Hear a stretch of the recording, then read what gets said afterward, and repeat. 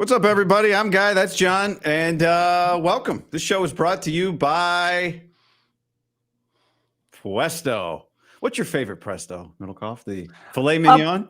Yeah, the filet mignon tacos. Yeah, I'm a sucker for just a good chicken taco. I don't think you can ever go wrong with a good chicken taco.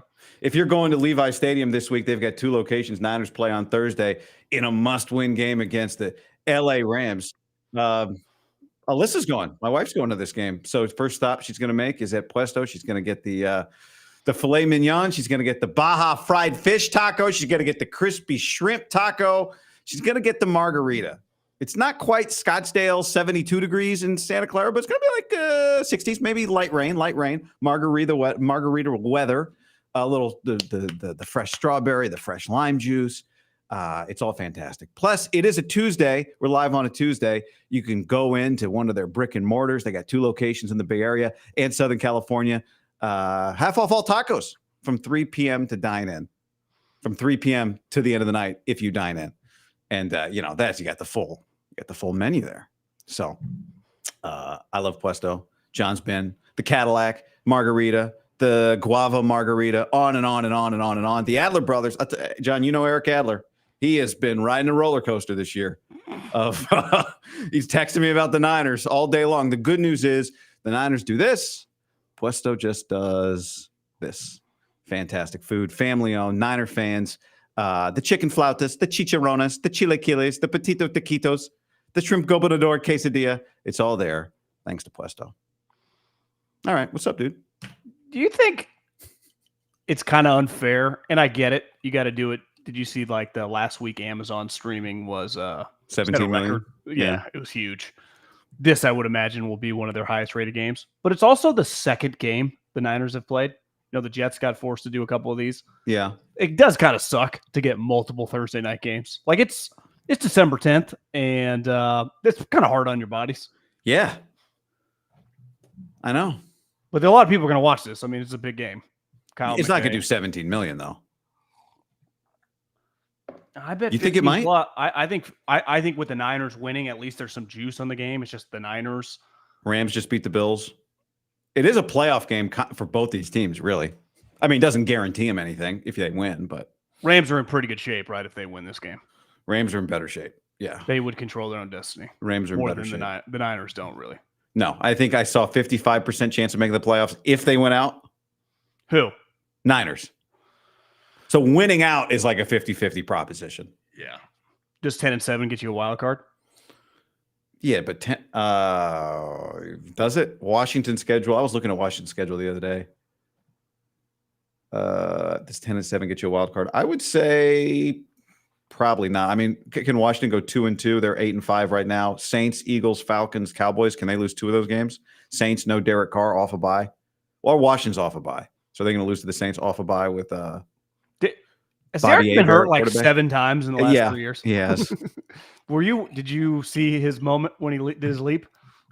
This week? Yeah. No, I didn't see any of that game.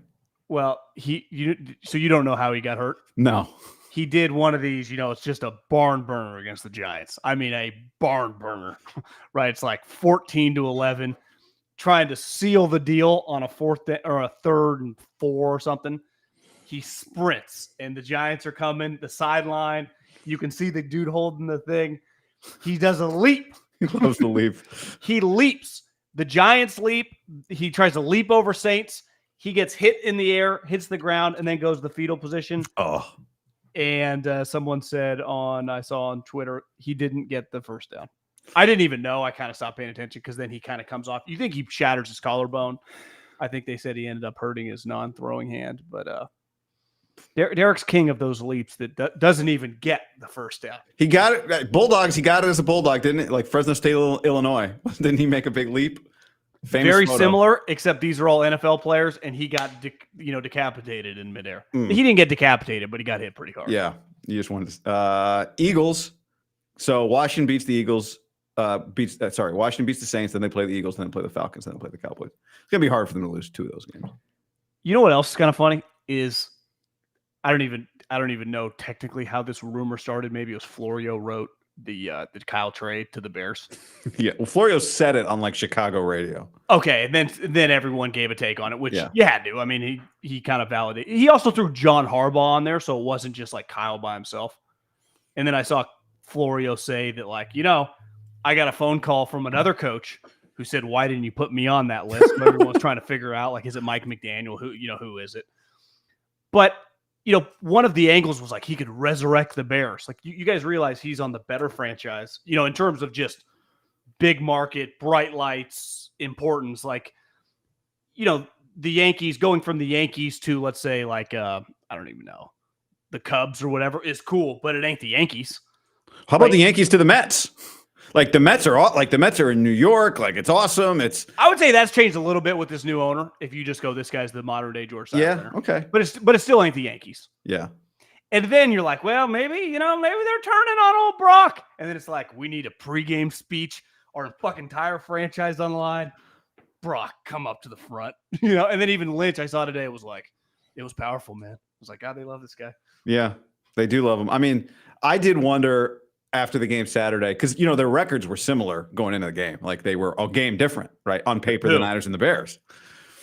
The Niners and the Bears were a game apart on paper. And then you watch the game and you're like, the fuck out of it. They are so, like, my question is let's say you're Ben Johnson and you've just been holding out for whatever you're holding out for, right? The perfect job. Are the Bears that job? I mean, on paper, like, they're the Bears, they're Chicago.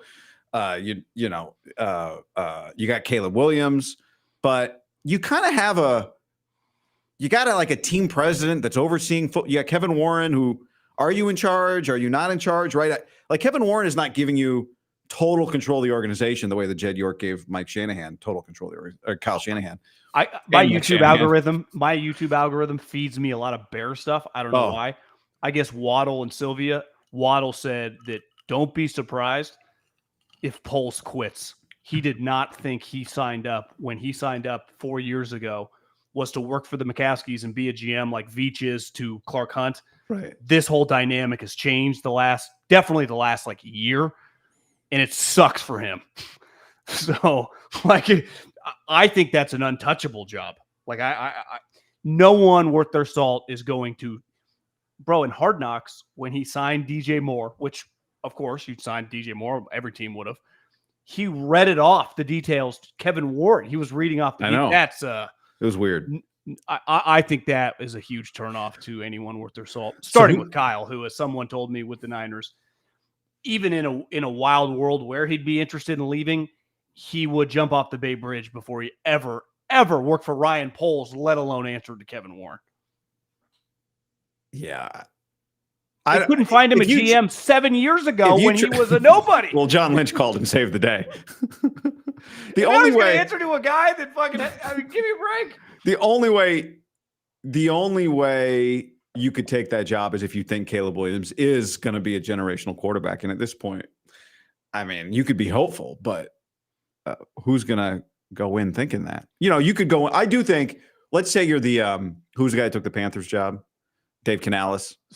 He's a little too skinny good looking to be a head coach, isn't he? So the head coaches have the opposite of quarterbacks. Like, quarterback got to have a symmetrical face. Head coach, it's like you can't. If it's too easy for you to go out and pull women at the nightclub instead of being in the office. I see Mike McDonald. Mike McDonald looks like he's in pretty good shape. Obviously, Sean. But I don't know. There's just a little, like, he's a little too. He's like past LaFleur. It feels like a little too upkeep. Because LaFleur has one thing and the one thing I appreciate about LaFleur, he just feels like very on the Kyle spectrum of, like, he's pretty angry. Yeah. Like, most days he's not a super smiley guy, it feels like, at the office. Yeah, yeah. But yeah, I mean, you get Canales. I'm just saying that's the type of guy that takes that job, right? It's like, Cliff. Okay, I could go win Kingsbury, right? I could go win it. Yeah. Where's he ever getting another job again? But why are they giving him that job? Because they're all in on Caleb Williams. I know, but you have to hire Cliff to be all in on Caleb? But I'm saying, like, what if no one of any name recognition, because you can't in I Chicago guess if you hire want name recognition. Well, because if you hire Canales, they, like, burn the city down. I mean, there is a lot of pressure on this. I got a name for you. Lincoln Riley? Pete Carroll. Now he's got to hire an OC, and like Shane Waldron. We just fired Shane Waldron. Like, you don't want to do Brian Schottenheimer, but I do think Pete would bring just a certain let's like raise the floor on the respectability of the way the team plays, and like have a certain. Now, are they going to win a chance? Like, the coordinator really matters in that spot, obviously, but I think Pete would bring a certain level of. Now is Pete again? Pete just had total control over a GM for 15 years. Well, yeah, to me, like if you and me were running the organization, you would go with like the younger kind of version of Pete. And again, they're a little different, just like Vrabel, like a defensive guy. But but in what world is Vrabel answering to Kevin Warren? Whereas, like, right? I think Pete, like, if you want back in on your Pete, you probably deserve to be like they're not 32 guys better than you. But how many jobs are going to open, and how many people are really offering you the job? Jacksonville. Well, I mean, do you believe this Ollie guy right now on Twitter about Belichick? Have you seen that? He said it's done deal. I did hear Bucky Brooks say. He's a North Carolina alum, isn't he? Yeah, and he said if Bill's girlfriend wants to get into grad school, it would be a good combination. Bill goes to North Carolina, she gets into grad school. You know, she's 24. Oh, I thought she's already there. Oh, is she already there? Well, I don't know. It wasn't the person that was talking wasn't sure. I'll tell you, everybody assumes Steve Belichick is just going to the NFL with Bill this year. But what if there's not an NFL job for Bill? I think that's the way you got to look at it. Is like, it seems pretty unbelievable that Bill would go to North Carolina. But here's the thing, man. Like, it is becoming, they're viewing it as such an NFL, like they're hiring GMs who actually do player personnel. Like, not, like 5 years ago, a few teams had GMs, but they answer to the coach, but now you just don't have time. Like, you need somebody to do full-time player personnel. I saw a tweet yesterday from this guy, Dave Mahler, Softy, who's like the big media member in Seattle, who said, in the last month, some players at University of Washington are finding out that, like, basically, he didn't word it this way, but essentially they may not be welcome back next year. But doesn't that happen at all the decent programs? Yeah, but here's my point: is like Washington's got like $15 million in cap space. The Washington Huskies, they didn't spend any money in the portal this last year because they're saving it all for this year. So imagine a world where you're an NFL guy who's used to being able to cut players and sign players, but like you get stuck with contracts for 3 years. In college now, you can change players even faster than you could in the NFL. You don't have to wait around for the draft. You can just go get the best quarterback. It feels kind of crazy, but I think it's less crazy than it seems on the surface, because I do think, and here's the other thing, you have an automatic path to the college football playoff in the ACC or whatever league you're in, right? Like, do you have to leave ASU if you're Kenny Dillingham? You can just go to the playoff every year, win the Big 12. Yeah, I honestly, watching Belichick talk with McAfee yesterday, I don't think it's crazy at all, because he views it as exactly the way you just laid it out. Advantage me. Also, right? Think of all the guys he knows that would just give him money. Larry Ellis didn't go to Michigan. You think Bill could go get a quarterback just with one phone call? Hell yeah. Well, and the other thing Bill hammered home to McAfee was like, when he said that, I was like, damn, he's really interested in this. Like, he's not, I don't think this is bullshit. And Schefter had said earlier in the day that Belichick had spent 5 hours on the phone.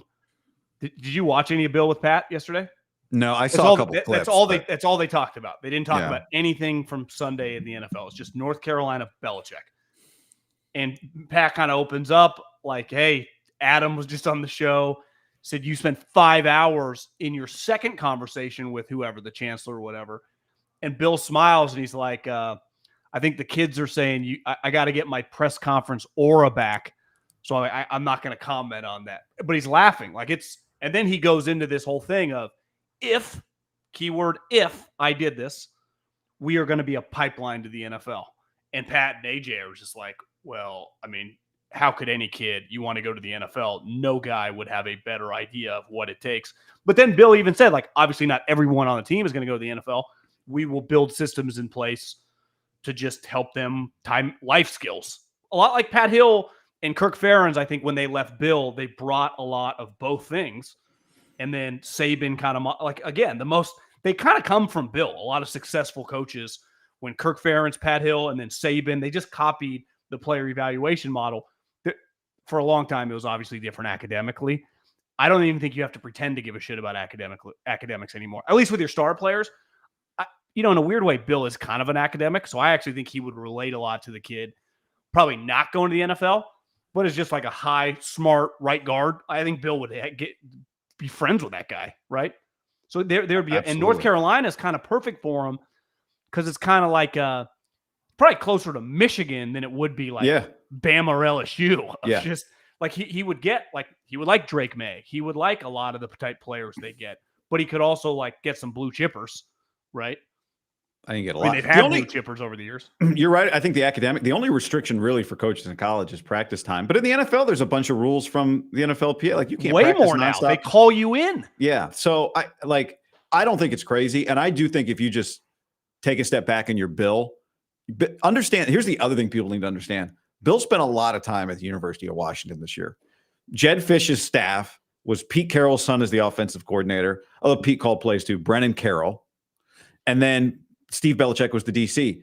Bill was in there. I don't think he was in there every day, but he was in there a lot, like helping with game plans, going over the film. So he's been in college football for a year. So he's got a taste of it. Well, they make a bowl? I don't think it's a great question, John. Something I should know. Big Ten Network. I didn't check that. Yeah, of course. Yeah, bro. They play in Louisville. 6-6. Why did I get a minute? I didn't watch the Huskies down the stretch. Yeah, 6-6. I honestly only watched them one game, and it was against Iowa. You don't watch the Indiana game? And they got smoked. Maybe I watched the first half of the Indiana game. It's a big game.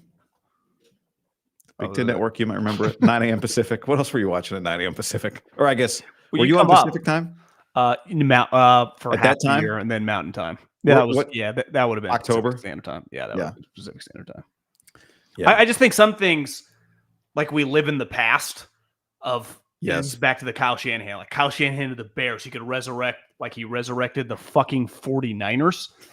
and like they're having a devastating season, and they're probably going to go 8-9 or 9-8. I know. And then you watch Caleb Williams, you're like, what's his knock? Holds the ball way too long. What is Kyle not like? A Kyle guy. That? Yeah, doesn't play in the system. And listen, I didn't bet much money, but I just dabbled because I was like, I think the Niners are in free fall. The Bears are actually playing well. And then you start realizing, were the Bears playing that well? Were they in tight games? They scored 17 points in the fourth quarter against the Vikings. The Lions were up 16-0. So if you compare their last two games, 16-0 and 24-0, they were down 40-0 at halftime. The Lions, a lot like the Niners, lost 17 guys on defense, and the Bears come hollow storming back when they're like running prevent defenses. And it's like, well, he's made good plays. Is the guy a good player? Because like when he makes a good play, it looks really sweet. His good play is going to look even sweeter than like Purdy's, right? Or Goff's, because he throws this, and you're like, Jesus. But if you just watch him throughout the game, you're like, what? It's not probably all his fault, but is he a good player? Like you watched last night, you're like, I don't care what the Bengals record is this year. Joe Burrow is clearly one of the top 3. There aren't 3 guys better than him. Yeah. You know, he's Jamar Chase, one of the best players. It's not you take him over Herbert. Would you take him over Lamar? Well, he's a better player this year, and I think this is the argument with Josh Allen too, and probably Lamar for most of it, than Mahomes this year. Now, Mahomes' team is in these tight games, and you would never bet against him. Tie game, fourth quarter, 3 minutes left, 3rd and 8.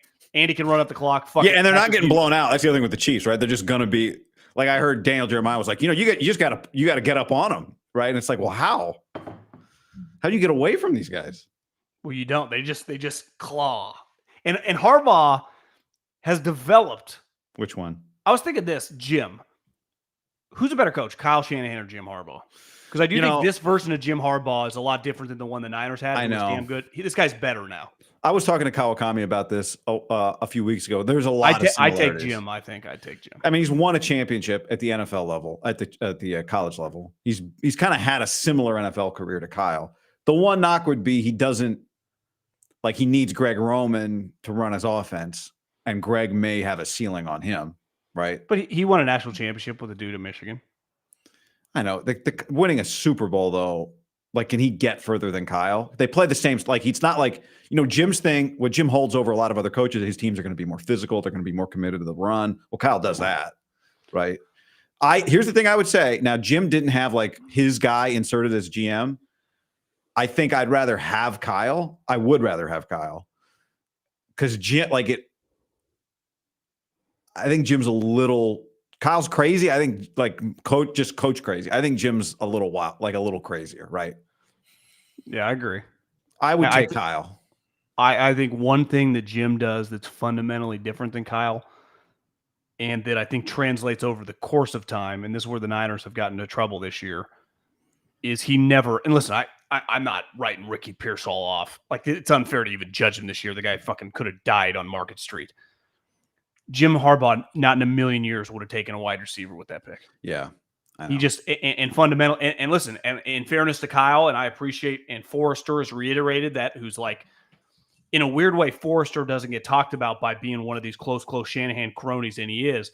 He basically said, we don't believe in, obviously Trent's an outlier, like skill guys over offensive linemen. And that's just, Jim Harbaugh would eat a dog poop sandwich before he agreed. I mean, he did take Ladd McConkey like 3 picks later. Yeah, but the difference is he could have taken sweeter wide receivers at 5, and not in a million years was he going to pass on Joe Alt. And I think the 49ers there's no guarantee they take Joe Alt. And I think they do. But Kyle's proven that he's inclined to take these skill guys. Because what if he goes, we'll take Neighbors here or whoever their guy is, Brock Bowers maybe, and then take our offensive lineman. Like, I just think fundamentally they've proven that. I would say Kyle only takes offensive linemen if they are going to be Trent Williams high. You know what I mean? Like, he's not taking. I think that's the only time. I think that's where he would take an offensive lineman, is if it's a blue chipper. Otherwise, Kyle's like, just give me some 3rd rounder, some 5th rounder. Like, the 2nd round is not where Kyle loves tackles who need development, right? Well, but he would do it in the top 5, I think. But why not just like he does with running backs and wide, just take multiple, just take a tackle in the 2nd, take one in the 4th, and let the cream rise. Yeah, I just think fundamentally he sees offensive linemen as, you're either the top of the food chain, blue chipper, or I will treat you like I treat running backs. You're interchangeable. But I'm not just talking tackles. I think one thing we've seen with the Eagles, he should have taken the center, Zach Frazier, is who he should have taken instead of Pearsall. When you look at well, exactly, but he never would, not in a million years. I think that, yeah. And again, like, we can argue, time will have to tell how good Pearsall is. He just, something looks, again, I can't judge him, but on the one that Purdy he was supposed to keep running and he kind of cut it in, it's like, I'm not going to destroy, but he just, it's just, I don't know. I'm watching some of these other guys, they just pop a little more. And like, the Eagles are a good example. Their star wide receiver, who I'd put A.J. Brown as a top 5 wide receiver. And I guess Saquon's on their team right now, but clearly one of the best players in the NFL. Can't stand their quarterback. Luckily, their coach can have good sit-down conversations with their quarterback, John, as long as a 3rd person's in the room. I wonder, once Brandon Graham, tears his tricep, you just kind of get out of the super locked-in mode, so you're going to Chickies and Pete's. When it says the Brandon Graham show, what does that mean exactly? Do you understand? Is he just joins for an hour and they call it the Brandon Graham show? Is that what's happening there? Yeah, I think when I was there, it was the Andy Reid show. I just think they give him a prominent, they're not going to send Sirianni. The coordinators are working. Brandon Graham, I saw no one ever in Eagle history has been on the team. He was there my first year in 2010. He was drafted. Like, he's been there 15 fucking years. Oh. I wonder, he's out for the season for the last couple of weeks, still a part of it, like travels and stuff. But now he goes to Chickies and Pete's, like, maybe he brings his wife and like, let's get there early, have a couple cocktails, right? He's just kind of loose. It's just a different mindset, because he had already said before the season, I'm retiring. So now he's just like, it's over now. And he's just like, yeah, setting up his next career. 1-11. They remember they used to be buddies. Part of the reason we traded for him, now they fucking can't stand each other. And I can't imagine his phone. And then he comes out with like, I misspoke. No, I mean, it's just, I don't know the details of it all, but my ultimate point is the Eagles clearly have, they are like a reality television show, but where they make up for it relative to the Niners. They are so much more talented on the offensive line. Like, their quarterback isn't that good. He's a good runner and he's a good playmaker thrower on the run, but he can't throw from in the pocket. But it doesn't matter. They have a running back who's about to go for, 2,300 yards. He already set the Eagles rushing record. He already passed Shady McCoy. Obviously they drafted Lane high. Their 7th round Australian guy is a star. all their interior guys are second and third round picks, and then they get Mekhi Becton, who was a top 10 pick, and they just move him to guard. Their scheme's a little different, but like, would the Niners have fucked with Mekhi Becton? Like, they just wouldn't do that. Yeah. And that's where, like, and listen, Howie's on the extreme end of like talent. The guy's a freak. I mean, he's like the biggest dude he's huge. They just moved him to guard, and he just road grades people. Now he's like, give me Banks, Batonio, and Feliciano, and Burford. It's like, oh my God, this guy. Where's Batonio? And Purdy's like doing 360s, running for his life. I know. It's like, this is not going to work, guys. I would say, like, for all the criticisms, Kyle's gotten a lot of, criticism from all angles this year. If there's anything I would love for him to reevaluate, it's the capital that he spends on his offensive linemen. And he's going to have to at some point soon, because Trent's career is coming to a close. I mean, he can't even walk right now on top of what he's dealing with off the field. I mean, someone DM'd me like, hey, Bosa and Trent are coming back. This was last week. And I was like, why? They have like legitimate. I think Trent's been on like a scooter, and Bosa's both hips are fucked. Like, these guys are legitimately he should stay out injured for the year. Yeah. Yeah. I mean, these guys, and Trent's 36 years old. And Bosa, I'm sorry, like, you got to worry about the next 5 years with him. But like, go back to Kinlaw. That obviously blew up in their face. But it's like, hey, you went all in on this freak show defensive lineman. No one will ever have a problem swinging with linemen.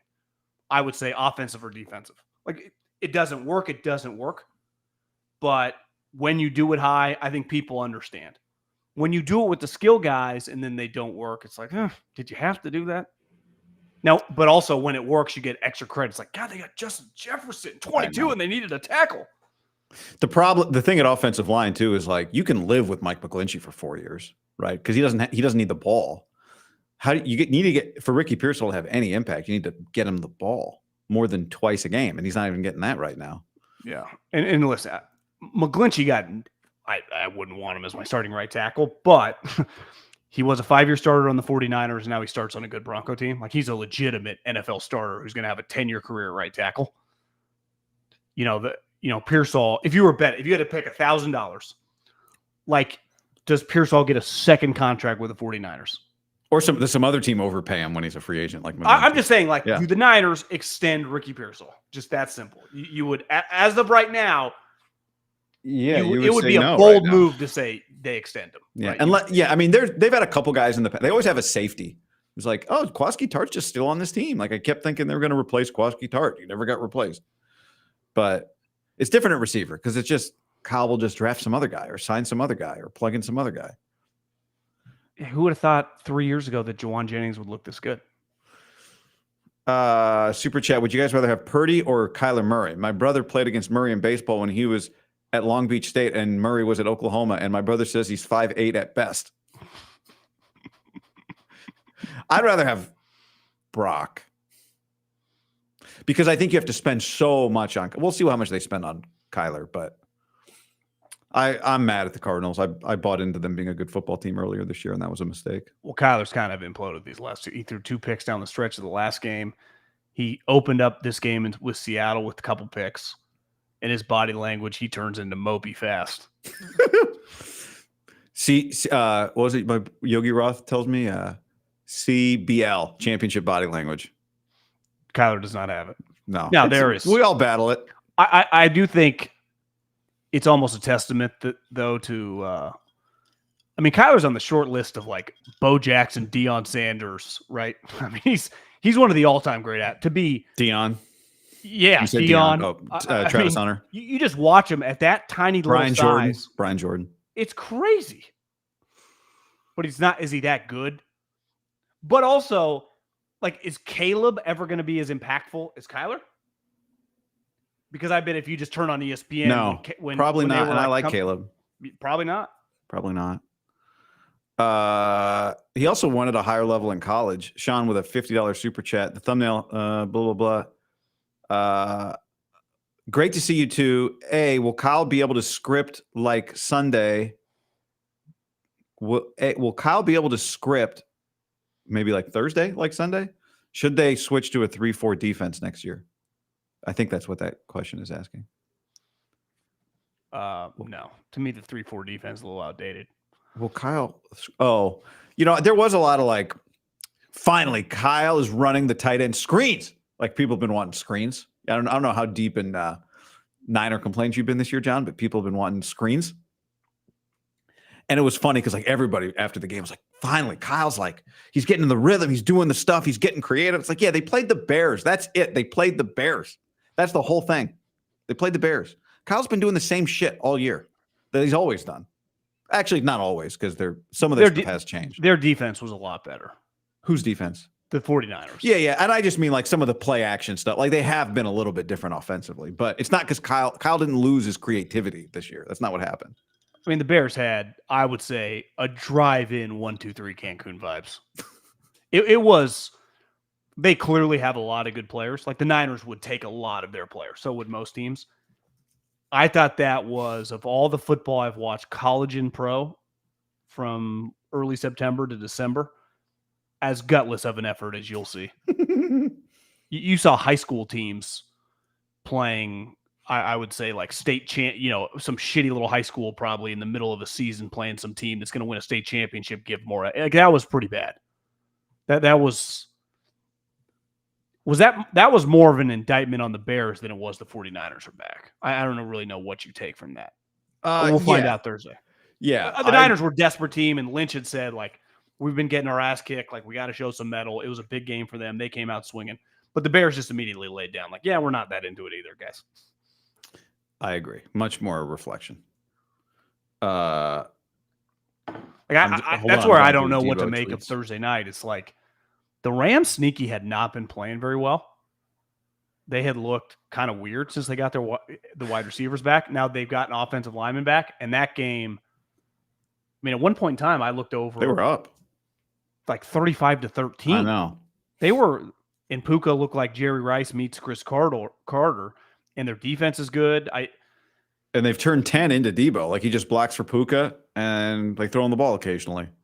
Cooper. Well, it's like Deebo in theory should be the starting running back this week. If, with Garendo, I'm sure out. But it's like, would you even do that? Is he moving slow? He's getting pissed. Like, oh, I'm the same guy. It's like, Deebo, you look dramatically slower. Like you just do. You just don't look very fast. You've never looked fast without the ball. Now with the ball in your hand, you don't look the same. Like especially except on kickoff return. You get a huge running start. Yeah. So think about by the time he's around humans, he gets like 20 yards to really build up to speed. When I'm giving him like a sweep, it's basically 2 or 3 steps. Like, can he run around guys? I mean, that was a huge point where he used to separate. Like, he just was faster than everyone else, and he looks slow. Like, can you? Is it quick? I mean, it might be quickness, right? Like, do you think he's their starting running back this week? He always caught the ball in traffic. No, I think it's Patrick Taylor. Which is like, that guy's, you can't. Garendo actually looked pretty. Again, it was the Bears, but Garendo about going into a game with Garendo because he looks fast on an NFL field, even though it's he is fast. I know he's fast. He plays fast. He does play fast. And his injury is a problem. Like that's not like a weekend. You sprain your foot as a running back. Like if you told me he's like out for the season, even though they don't put him on IR, but he's just not able to play, like that's on the table. I think the only way Deebo works for you is when he's part of a combination with another running back. Deebo as your running back, it just doesn't.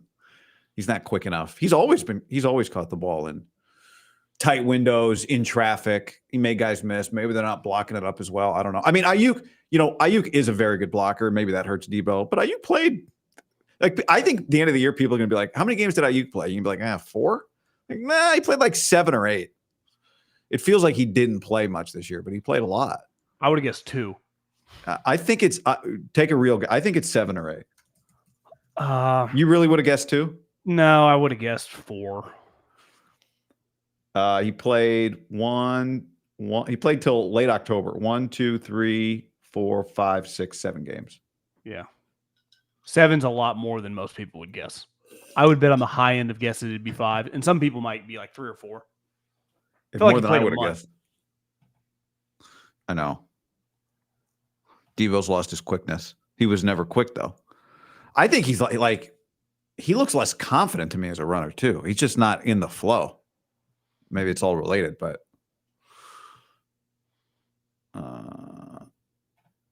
Charlie says, super chat, if the current AFC seeding is the final bracket, how do you see wild card weekend going? You got to give the Raiders a yeah. Oh man. Yeah, he's back. Some things never change. They are terrible. Who's going to take that? Who's going to take that job? Think about being in a division with Andy Reid and Mahomes. Now Jim Harbaugh and Justin Herbert. When you could have hired Jim. And Sean Payton feels like he has a quarterback who just fits him perfectly, and they're going to win 10-plus games. I mean, they're going to have the 2-time defending champions, the 1 seed, the Chiefs, and 2 other wild card teams. And depending on the Ravens, who are kind of like going, the Broncos and Chargers could be the 5 and the 6 seed. I wouldn't bet on that, with but the it Ravens is as you're saying with the Ravens as the 7th seed. Yeah. Yeah. I mean, that's the playoffs. What do you do? In the AFC. What do you do? You know, you trade Bowers? Well, here's the thing. You're going to draft Shadeur, right? Well, what if they don't have the number 1 overall pick? Is he going to go number 1? He's going to be the first quarterback, but are the Giants taking Shadeur? Are the Maras taking Shadeur? I think what else are they going to do? Yeah, I don't know. Take Travis. I mean, they can't take Travis Hunter, right? And they then have DeVito throwing the ball. Like, what do you do? Why couldn't you take Travis Hunter? Yeah, you could. But like, are they going to take Malik Neighbors and then take Travis Hunter? That'd be sweet. I mean, I'm into it.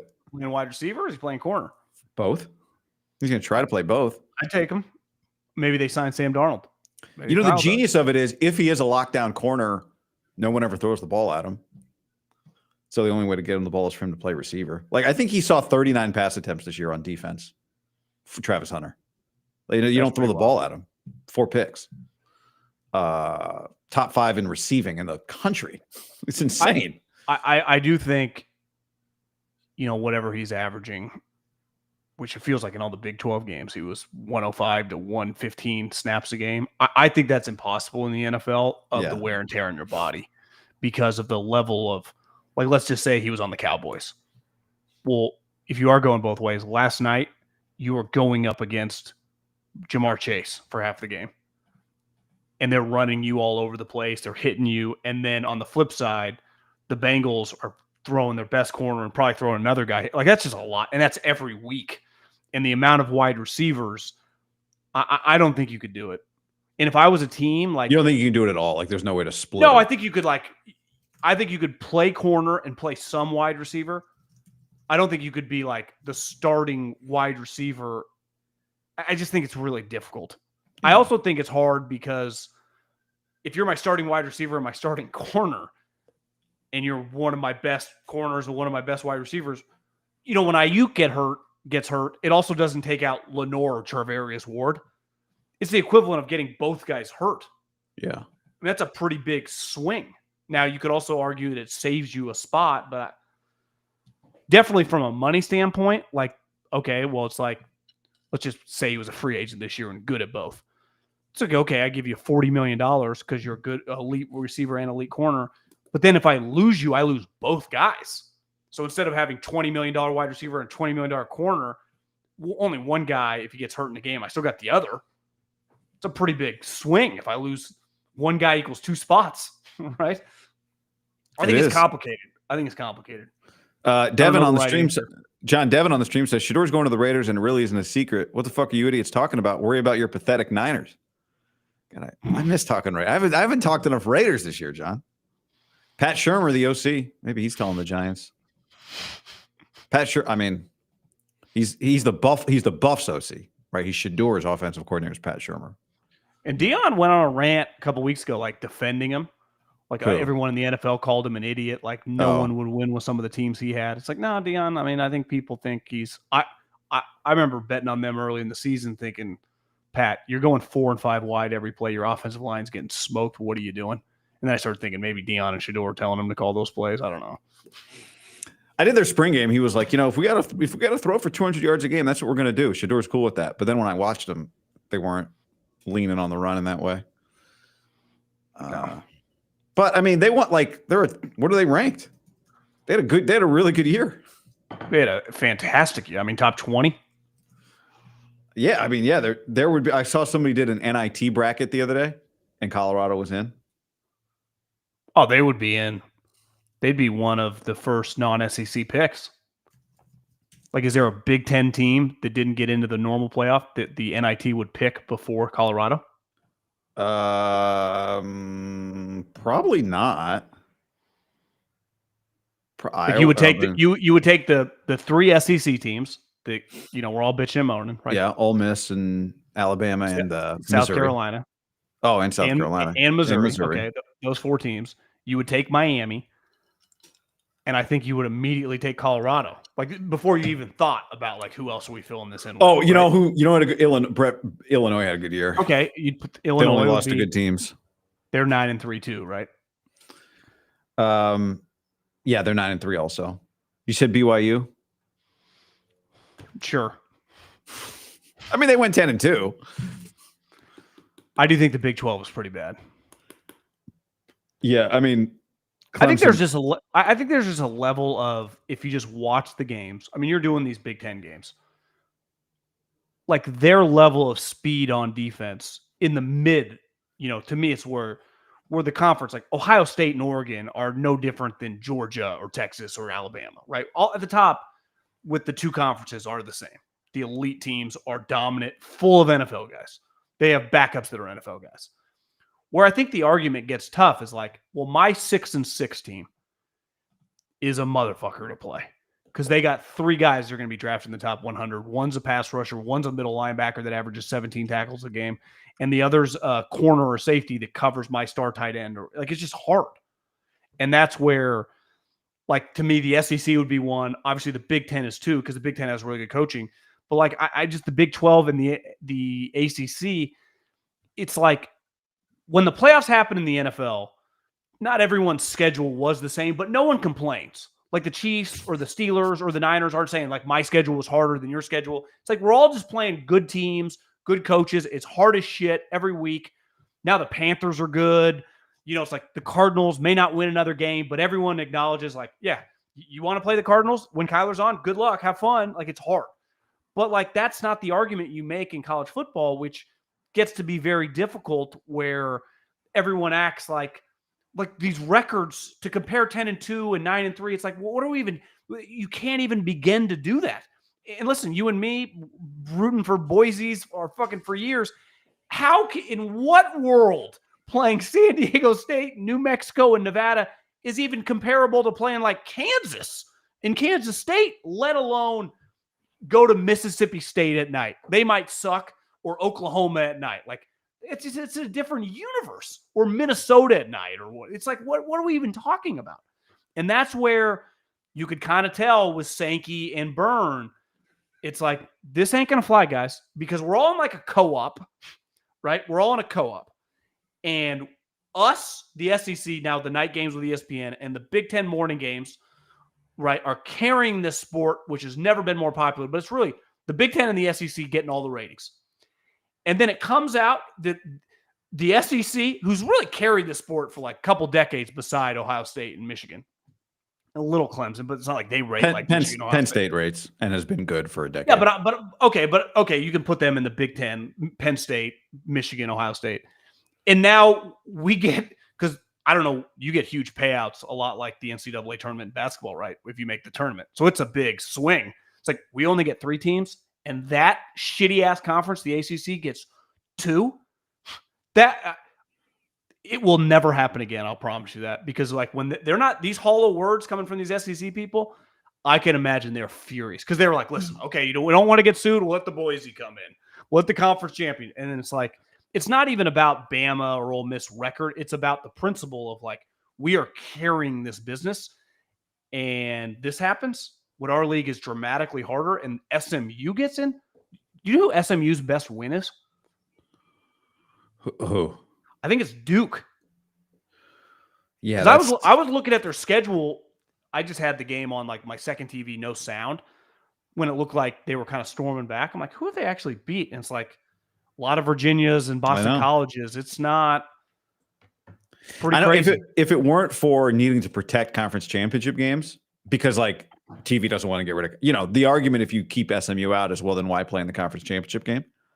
You make a lot of money in that. Like, is that a viable TV product, you think? Yeah, it's got, I haven't seen the rating on that game, but I'm sure it was pretty damn good. Because there's only 4 or 5 games, so they all kind of live by themselves, right? Yeah. Yeah. And they're conference championship games. Like that just, especially when you add the playoff element to it. So I understood it. Like, I think you have to, you had to put them in over Alabama just because of that. But nobody thinks SMU could beat Alabama or would beat Alabama. And I think what's definitely changing next year is your first 4, or the next time they can change things, maybe 2 years.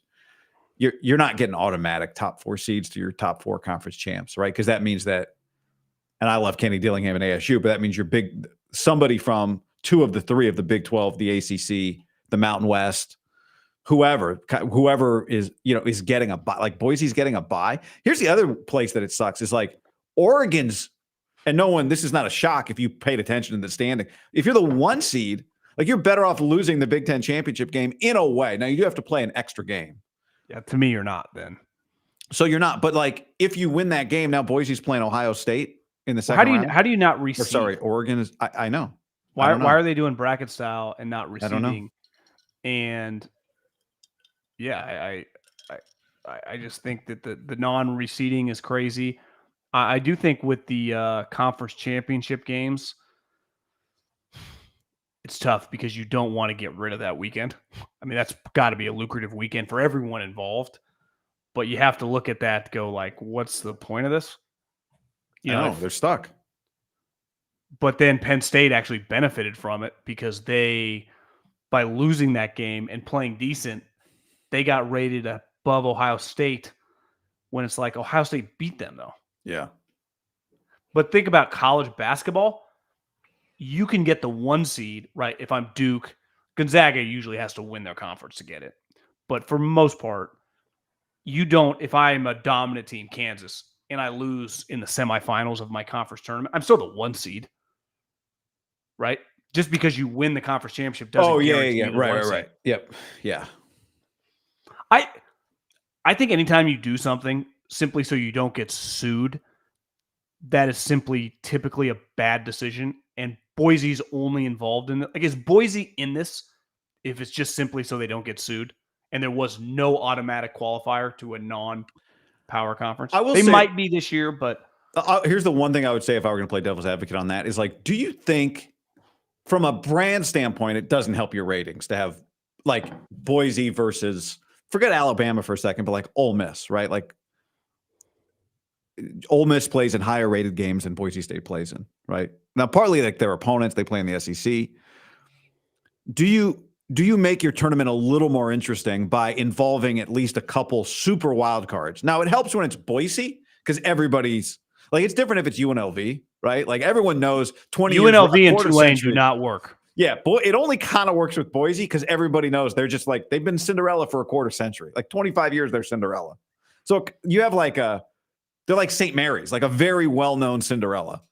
So they're weird because they're a small brand. They're a big brand, small brand. See, they're to me, they're closer to Gonzaga than St. Mary's. Yeah, or they're Gonzaga. Unique. That's but the difference is like it's hard to compare. Like Gonzaga can win a national championship. It's not apples to apples, but to me, their brand name recognition is Gonzaga, not St. Mary's. Yeah. So does your tournament benefit from having like Boise in it? They're an outlier this year. Different enough. Like you never get to see. But the thing is, they're going to play SMU. Yeah, who's SMU? No, they won't. But SMU plays Clemson, right? No. SMU plays Penn State. Yeah, and Texas plays SMU. Texas plays Clemson. And Ohio State plays Tennessee, and the winner of that game plays Oregon in the Rose Bowl. Well, that's where it's like, listen, Ohio State had an awful loss to Michigan, but I think it's fair. They beat Penn State. I think we would all take them in a neutral site against Notre Dame, and they get by far the hardest game. They would gladly play Indiana again, or SMU, or even Clemson. And in fairness, Clemson, like, they are a real team. I don't know how good they are, but they clearly are going to have a bunch of NFL players. They're a real program, yeah. I think they could. You think their team is good? Well, I mean, their quarterback actually is playing pretty well. Like, he had 4 touchdowns in that game. There's people out there talking about, like, should Arch replace Quinn Ewers? What? Me. Yeah, oh, yeah. Are you on that band? Are you on that train too? He's just not very good. Yeah. Like it's sometimes conversations of like how much should Purdy be paid is a very fair conversation. Right. Because it's simply like, well, if you're going to pay him what we just thought we were going to pay him, we have to acknowledge he's getting paid like Josh Allen or Joe Burrow, and he's not nearly as good as those guys. Doesn't mean he's a bad player, but when you pay that, I expect that, and he can't provide that. Where it's like, why can't we just pay him Kirk Cousins' contract? Like, why can't you? You can. Well, you can, but he can also say no. He could hold that. I mean, he could. I don't think he's gonna. Well, I know, but like, I think he's gonna take it. I'd be stunned if when the news breaks his contract isn't Tua's, not Kirk Cousins. Oh yeah. I just think like we got to go, but I watched Brock do he's doing commercials coming out of the ass. He told Kawakami this year, like, yeah, I'm just providing for my family. Like, you don't need number one QB money to. I do think he looks. I do wonder if you're him. You're like, wait, a team friendly deal is I make $45 million immediately right now this second. I get it in my bank account. That's pretty good. But you act like commercials, like Mahomes makes $50 million a year and does commercials up the wazoo. Oh, so I'm not saying he's going to stop doing commercials. The Niners don't get credit for the commercials in terms of the payment. No. I'm just saying I do think Brock is making so little money. He's not Aiyuk, who was making $14 million. He's making so little money that a deal that isn't top 5 QB money is still changes his entire life in a way that it also would change Aiyuk's life, but in a way for a guy that was making $500,000 after taxes and supplementing his income with commercials. But let's just say, like, if I'm John Lynch and I just call up his agent and go, we'll just offer you Brandon Aiyuk's contract. Yeah, that's not working. But like, why not? Like, what? You have to get, there's a certain level of like, you got to get me close to quarterback, like true quarterback money, right? Like true quarterback money is. I'm just saying the point. It's very, very complicated conversation. Yeah. You know, with him, even though like he's a good player and you watch him against the Bears, you're like, oh, this was the guy that I kind of remember. But then you go, God, this team sucks. Why doesn't he look like this sometimes against better teams? Which is a fair argument as well. And you can give me the stats. I just know sometimes when I see him against the better like the all-time great quarterbacks in this league right now, we've seen him against Lamar, we've seen him against Burrow, we've seen him against Josh Allen, and there's a wide gap.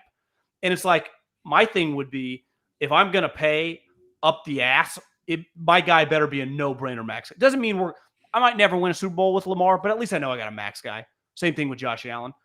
Like, I think we're just going to have too many games a year. Like, Josh Allen just has a bad game. Right? Oh, Lamar played like shit against the Steelers, but no one thinks he's bad, right? The arguments, and you said this last year, whether they won the Super Bowl, whether they lost the Super Bowl this season, it's never going to stop with them. It never is going to stop because it never stopped with Dak. It never stopped with Cousins. And that's just the world and the lane he's swimming in because he's never going to swim in. There's only one guy it stopped with, I think, and that's Eli because he won a championship and 2 championships. Right. But even with Eli, everyone acknowledged he wasn't as good as his brother. But once Tom, you win a Super Bowl Aaron, or two, it's like, all right, he's our guy though, until we replace him with Geno Smith against the Raiders. I do think winning that second one just shut everyone up. Because like Flacco's like, he won a Super Bowl, and like 2 years later, it's like, is this guy any good? So now he's better, he's so different because he's mobile. Yeah. I do think though, I don't even know how it got back to Brock, but it all comes back to Brock or Trey. He's a very, very complicated conversation. Yeah. He really is. Yeah. And I feel more torn because ultimately this is a business and like investing in these guys, which make it's a tough conversation paying Aiyuk, paying Trent. But Aiyuk, in fairness, I think we look back, like if they could do it over again, I think they trade him. If they could do it all over again, they trade Brandon Aiyuk before the draft and they get an extra second and a third round pick and they just operate. But it's easy to say now. But they kind of wanted to have their cake and eat it too, and it backfired on them. And then obviously, or if they do it over, he didn't just have a knee injury. I mean, he had a pretty devastating knee. You see some of these clips, like that's who knows? Keep your fingers crossed. But that's not just like an ACL, right? All right, we got to go. Golden at bat. Quick 30 seconds. Trey Lance, your thoughts? Is he better than Sam Darnold? Seriously, golden at bat. I'm gonna be a no. That's gonna be a no for me, dog. But very interesting. I mean, maybe if you pay Juan Soto with the golden, like Juan Soto becomes even more valuable if you got golden at bat. Who do you think's pushing the golden at bat? Because my first reaction is I'm for it because I know how much everyone's gonna. I know you. I think it's not real at all. And Manfred just said it to get some attention, but doesn't actually mean it. What's wrong with the golden at bat?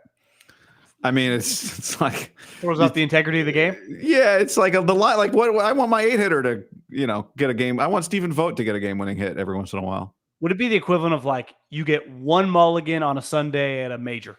It's like Yeah, and then, you just hit one out of bounds. You're like, I just get a and then Finau puts it in the water. Tiger puts it on the green, and then Finau's like, I'm going to use mine, and Tiger's like, fuck this.